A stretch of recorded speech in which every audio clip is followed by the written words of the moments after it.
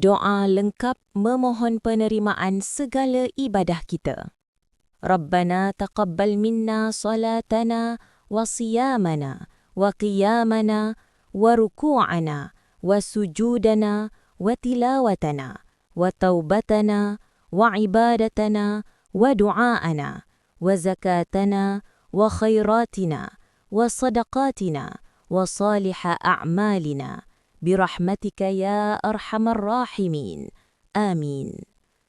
Ya Tuhan kami, terimalah daripada kami solat kami, puasa kami, qiyam kami, rukuk kami, sujud kami, bacaan Al-Quran kami, taubat kami, ibadah kami, doa kami, zakat kami, segala kebaikan kami, sedekah kami, dan amalan soleh kami.